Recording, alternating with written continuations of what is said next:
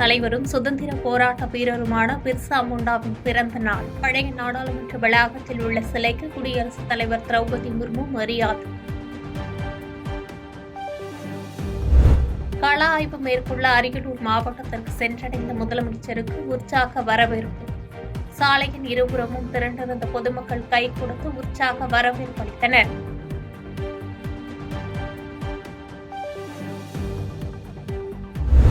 அரியலூர் மாவட்டம் ஜெயங்கொண்டத்தில் கருணாநிதியின் சிலையை திறந்து வைத்தார் முதலமைச்சர் மு.க.ஸ்டாலின்.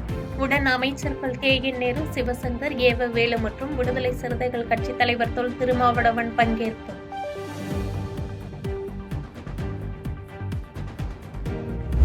அரியலூர் மாவட்டம் மகிமைபுரத்தில் தைவான் நாட்டை சேர்ந்த டீன் ஜூஸ் குழுமத்தின் காலணி உற்பத்தி தொழிற்சாலைக்கு அடிக்கல் நாட்டினார் முதலமைச்சர் மு.க.ஸ்டாலின். சுமார் 130 ஏக்கரில் ரூபாய் 1000 கோடி முதலீட்டில் அமையப்படும் தொழிற்சாலையில் 15,000 பேருக்கு வேலைவாய்ப்பு கிடைக்கும் என்று அறிவிப்பு.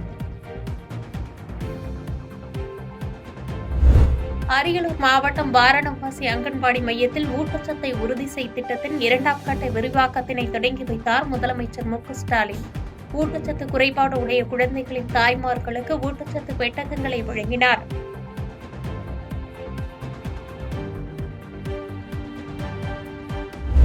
பழைய ஓய்வூதிய திட்டத்தை நடைமுறைப்படுத்த திமுக அரசு நடவடிக்கை எடுக்க வேண்டும் என்று ஓ. பன்னீர்செல்வம் வலியுறுத்தல்.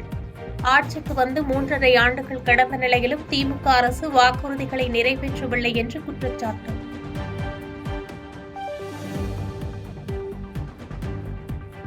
கார்த்திகை பௌர்ணமியை ஒட்டி வாரணாசியில் உள்ள கங்கை ஆற்றில் பெருந்திரளானோர் புனித நீராடினர். அயோத்தி சரையு நதியிலும் ஏராளமானோர் சிறப்பு வழிபாடு.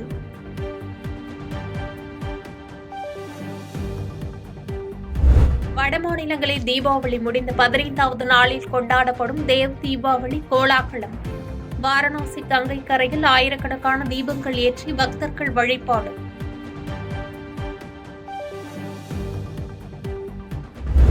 எதிரி இலக்குகளை தாக்கிவிட்டு தன்னைத்தானே அழித்துக் கொள்ளும் ட்ரோன்கள் அதிக அளவில் தயாரிக்க வடகொரிய அதிபர் கிம் ஜோங் உன் உத்தரவு.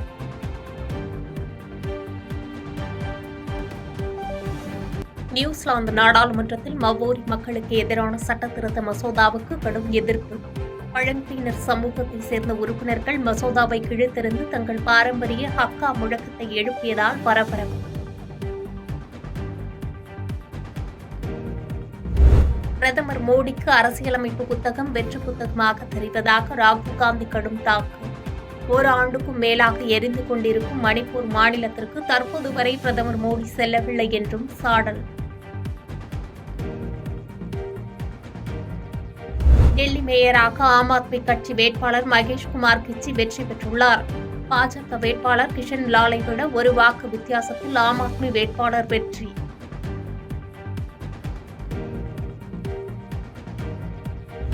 பேரிடரில் சிக்கிய வயநாட்டு மக்களுக்கு நிதியுதவி அளிக்க பாஜக அரசு மறுக்கிறது என்று காங்கிரஸ் பொதுச் செயலாளர் பிரியங்கா காந்தி குற்றச்சாட்டு. நிலச்சரிவு பாதிப்புகளை பிரதமர் மோடி நேரில் ஆய்வு செய்த பின்பும் நிவாரண உதவி தர மறுப்பதாக சாடல்.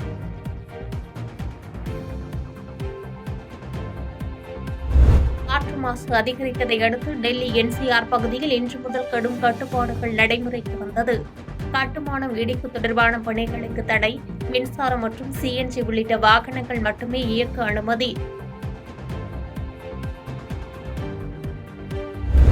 இந்திரா காந்தி உயிரோடு வந்தாலும் ஜம்மு காஷ்மீருக்கு சிறப்பு அந்தஸ்து வழங்கும் 370வது பிரிவு வராது என்று மகாராஷ்டிராவில் மத்திய உள்துறை அமைச்சர் அமித்ஷா பேசிய விவகாரம். இந்திரா காந்தி இன்று உயிருடன் இருந்திருந்தால் பாஜக எங்கும் இருந்திருக்காது என்று மகாராஷ்டிரா காங்கிரஸ் தலைவர் நானு பட்டோல் பதிலடி.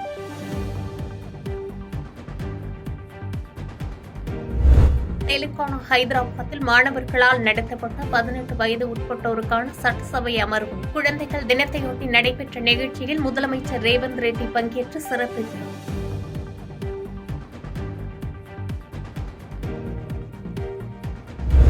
அனைத்து சாதியினரும் அர்ச்சகர் ஆகலாம் என்பது ஆண்டாண்டு காலமாக நமது மரபு வழி வந்தது என்று பாஜக மூத்த தலைவர் ஹெச் ராஜா கருத்து. அனைத்து சாதியினரும் அர்ச்சகர் ஆகலாம், இதை திராவிட மாடல் ஆட்சியில் சட்டமானது என முதலமைச்சர் கூறுவதை நிறுத்திக் கொள்ள வேண்டும் என்றும் சாடல்.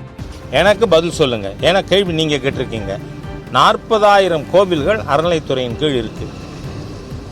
அதில் அனைத்து சமுதாயத்தினரும் அர்ச்சகர்களாக இருக்கிறார்களா இல்லையா?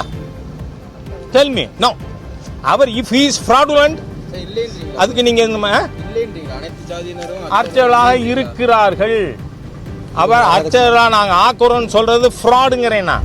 வாக்காளர் பட்டியலில் பெயர் சேர்த்து திருத்தம் செய்ய 4 நாட்கள் சிறப்பு முகாம் நடைபெற உள்ளது.